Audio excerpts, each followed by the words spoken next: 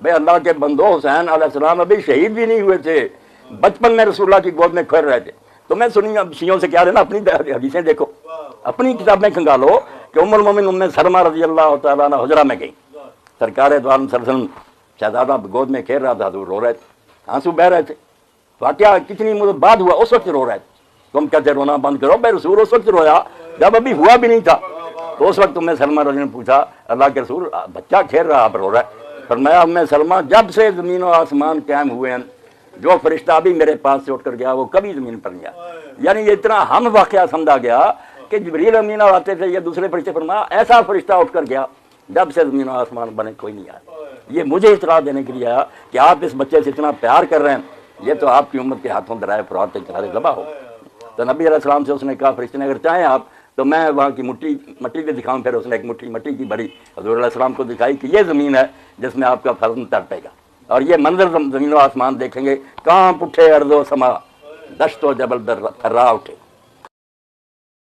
دشت و جبل تھرا اٹھے، خاک پر جس وقت تڑپا فاطمہ کا لاڈ۔ کون تڑپا؟ پیغمبر خدا کے دل کا ٹکڑا تڑپا، فاطمہ کا لاڈ تڑپا، علی کی آنکھوں کا نور تڑپا۔ اس لیے علامہ اقبال کہتے ہیں، تم کہتے ہیں یہ قصہ کہانی، لوگ فوت ہوتے رہتے ہیں، قتل بھی ہوتے رہتے، بڑے انبیاء قتل ہوئے، مگر جس طرح یہ واقعہ پیش آیا کہ رسول خدا صلی اللہ علیہ وسلم کا اپنے دل کا ٹکڑا، اور جس کو بچپن میں اللہ کی وحی کے ذریعے بتا دیا گیا کہ شہید ہوگا، راستے میں بے شمار لوگ اب کہتے ہیں وہ واپس کیوں نہیں لوٹے؟ بالکل تاریخ ایمانداری سے پڑھیں، انہیں کوئی مغالطہ نہیں تھا۔ یہ جو کہتے ہیں نا کوفہ والوں نے بلایا وہ مغالطے میں آ گئے، نہیں، وہ کوفیوں کو بھی جانتے تھے کہ یہ کون ہے۔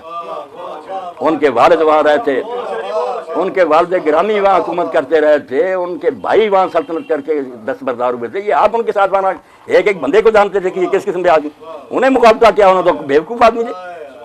جنت کے جوانوں کے سردار رسول اللہ کا بچہ، غلط فہمی کیا ہونی تھی، وہ سب کچھ جانتے تھے کہ میرا حشر یہ ہوگا۔ ایک موقع پر بھی تاریخ نہیں کہتی کہ انہوں نے کہا مجھے پتہ ہوگا، نہیں، بلکہ جو لوگ ارد گرد سے ملتے گئے بدوی، ہر چشمے پر انہیں کہا میں موت کی طرف سفر کر رہا ہوں، تو میرا ساتھ کیوں دے رہا ہے؟ ورنہ سیاسی لیڈر چلاکی کرتے ہیں، جانتے ہیں کہ ہمارے ساتھ کوئی نہیں، مگر سارا جہان میرے ہی ساتھ ہے، دھوکہ۔